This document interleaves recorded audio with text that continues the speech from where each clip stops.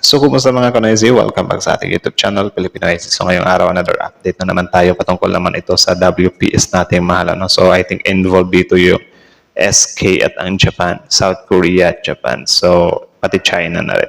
So, this video is from, so ang video ito ay mula kay Summit Media Philippines. So, meron itong pamagat na Breaking South Korea at Japan, sinigawan na ang Pilipinas. Sinigawan na ang Pilipinas na harapin ang China. Mata sa mata. Okay, so parang tinobay pala yun. Tinobay or parang inano ba na, ikaw, Pilipinas, palagan mo na. Something like that pala yun. So yun, bago natin simulan, Summit Media Philippines, so supportahan nyo yan. Tapos syempre, kung trip nyo ng mga ganitong reaction video, may kasama kayo manood, huwag nyo na rin kalimutan supportahan yung YouTube channel natin, Filipino IC. So yun, di na natin patagalin pa. Simulan na natin. Baka gawin pa ng China. Again, ang title ng video ito, Breaking South Korea at Japan, sinigawan na ang Pilipinas na harapin ang China. Mata sa mata, Diyos ko po. So again, Summit Media Philippines, Filipino IC. So like, comment, share, subscribe. Filipino IC. Start. Nagsalita na ang mga bansang South Korea at Japan. Ulit lang.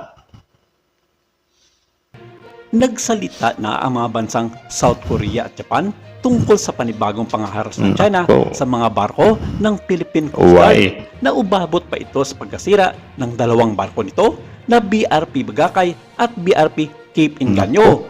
Naging laman ng mga balita sa buong mundo ang nangyaring insidente na ito sa pagitan ng China Coast Guard at ng mga barko ng Philippine Coast Guard, partikular na dito sa dalawang magkatabing bansa na Japan at ng South Korea.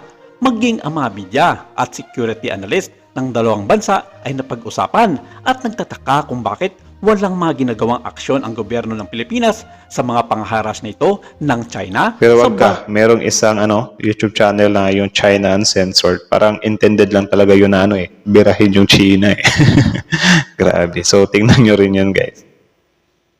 Kung na naghahatid ng resupply mission sa West Philippine Sea, tinanong ng mga ito kung bakit pinagdidiinan pa rin ng mga tao sa gobyerno ng Pilipinas ang pagiging neutral at papayal ng diplomatic protest kontra China. Ngayon mayroon na itong halos lagpas 100 na mga na-file ng nasabing diplomatic protest sa United Nations. Maging ang Japan at South Korea ay nagtitimpi na rin sa mga pananahimik at sa walang kibo ng Pilipinas kontra China.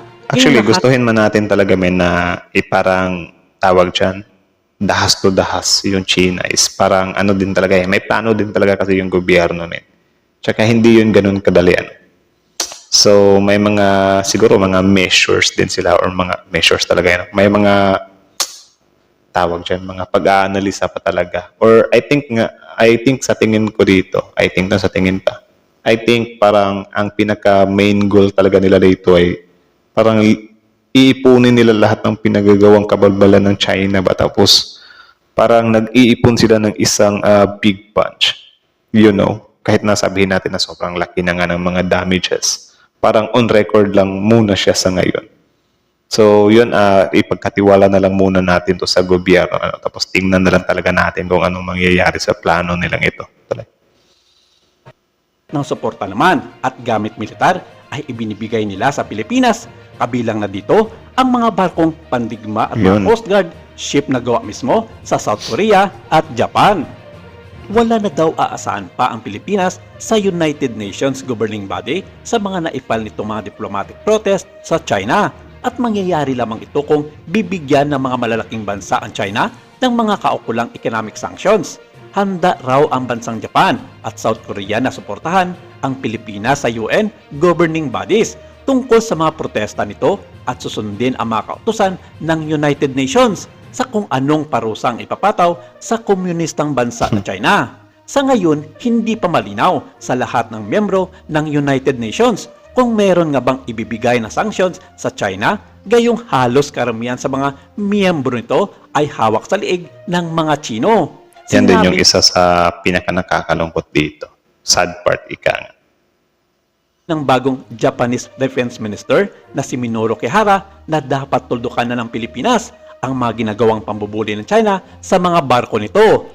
Ayon sa kanya, anuman ang magiging hakbang ng Pilipinas sa susunod na mga pakikiharap nito sa China, lalong-lalo na sa bisinidad ng West Philippine Sea, ibibigay nila ang buong suporta sa bansa. At kung anuman ang magiging desisyon ng United Nations sa tulong sa Pilipinas at pakikiharap sa China, handa itong ibahagi ang kanilang military power kung kinakailangan alang-alang sa sinumpaan nitong tungkulin sa pagpapatupad ng international law. Sabi niya, in any step taken by the Philippines in its dealing with China based on international law, the government of Japan is ready in its duty to keep disobedient countries that do not comply with UNCLOS. To the Philippine government, please take necessary action on what China is doing other than filing a diplomatic protest. So, yun. Kita nyo naman, men. Pati Japan talaga. Na ano na sila, na susura na sila sa pinaggagawa ng ano, di ba? Ng China. Pero yun nga, since hindi naman talaga ganun kadali yan sa part ng Pilipinas kasi syempre yung gobyerno kasi natin, men, kahit na titindig tayo, syempre anti-war din naman kasi tayo eh. 'Di ba? Dito nga nagkakamali yung mga kababayan natin Pilipino kasi yung pagtindig daw natin, yan daw yung nag-uudyok na magkaroon ng war. Pero kita nyo naman, 'di ba? Kahit na sobrang anong gigil natin. Kasi may dalawang klase kasi ng pagtindig eh. Yung pagtindig na parang idadahas mo rin sila. Tapos yung pagtindig naman na parang iipunin muna. Parang ginagamitan talaga siya ng strategy pa. So sa Japan, syempre masasabi din talaga nila ito kasi may tira din naman talaga kasi yung Japan unlike sa Pilipinas. So yun nga yung sigaw ng karamihan sa atin dito, ng mga kababayan natin na parang magpa-back up na tayo sa US. Kasi yung US ready naman talaga sila, parati naman talaga silang handa. It's just, yun nga, yung presidente natin is parang inaano muna nila kung ano ba talaga yung pinaka dapat talagang gawin. 'Di ba? Yung kasi yung China kapag ano tayo na tawag dyan, halimbawa, yung tira natin is merong masawi sa kanila. Mas lalong mahirap yun or mahihirapan yung Pilipinas kapag ganun kasi. I think nga yung hinihintay talaga natin dito is merong personnel dito sa atin na madedo, no? Which is sad lang din kasi bakit kailangan pang may madedo, di ba? Pero yun nga, it's their, tawag dyan, it's their call. So, manalig na lang talaga tayo, men. Tuloy. Sinabi na ito ni Kihara masyado ng klaro na dapat nang harapin ng Pilipinas ang China sa mga ginagawa nitong pambubuli sa mga barko nito kasama na ang mga mangingisdang Pilipino. Kung ano raw dapat ginagawa ng China sa kanila ay yun rin na dapat ang gawin ng mga tropang Pilipino. Kung sadyain na bombahin ng China ng water cannon ang mga barko ng Coast Guard ng Pilipinas ay dapat rin daw gawin nito laban sa mga Chino. Kaya kasama sa mga naging kontrata noon sa pagitan ng Japan at ng Pilipinas ang malagyan ng sapat na mga kagamitan ang mga barko ng Pilipinas na pinagawa nito sa kanilang bansa. Kasama na rito ang mga pinakabago at highly sophisticated na radar at pati na ang pinakamalakas na water cannon equipment para magamit kung kinakailangan. Lucky lang din kasi yung Japan is nasa side din natin. 'Di ba? Pati South Korea. So magagamit din natin sila. Sana yung galit nila sa China, magamit natin 'yan in times na kailanganin natin sila, 'di ba? So yeah, tuloy. Ang naging mensahe na ito ni Japanese Defense Minister na si Minoru Kihara at ng kanyang South Korean na si Shin Won-sik at sinabi nitong oras na para harapin ng Pilipinas ang China bukod pa sa ginagawa nitong pagpa-file ng mga diplomatic protest.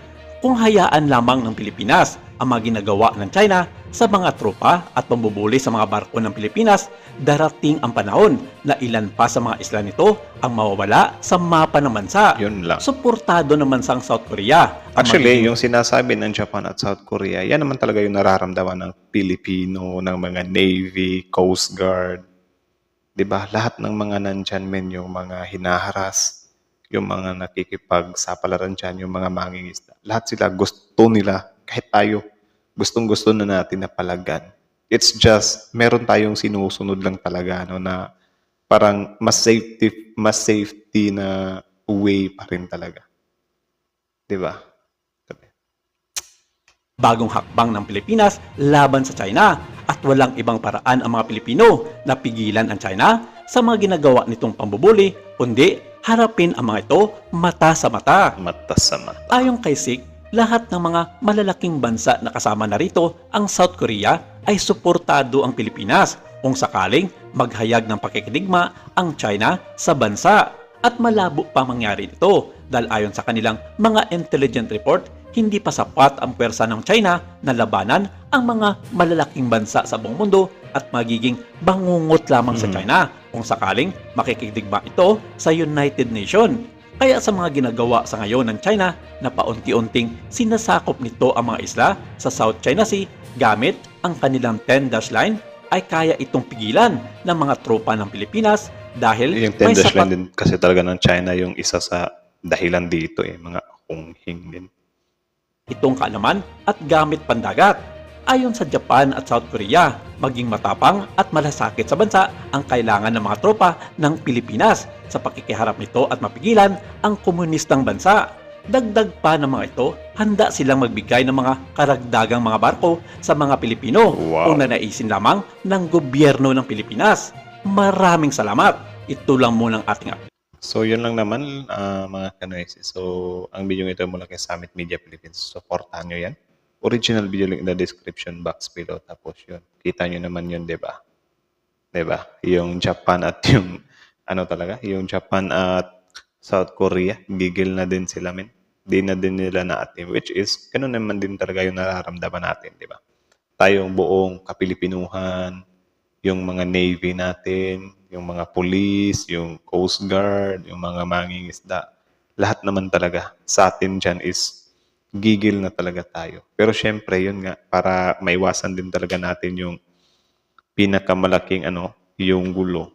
It's just, yun, may sinusunod or may balak talaga ang gobyerno natin para dyan. Yung, ewan ko, siguro kapag nag-fail yung plano nila na yan, na parang pagtindig na not so aggressive. I don't know kung ano talaga yung kalalabasan dito, men. Baka, yan na, hahantong na tayo sa, talaga, yun, mata sa mata, or parang blow by blow, If ever siguro na mag-fail yung pinaka-plan talaga ng gobyerno natin, Which is, wag naman sana nating anuhin yan. Like, hayaan muna natin na gawin muna ng gobyerno yung mga plano nila, na for example like that, na yung pagtindig nila na parang iniipon nila yung mga kabalbalang pinaggagawa ng China sa Pilipinas, na siguro soon talaga may kalalagyan din talaga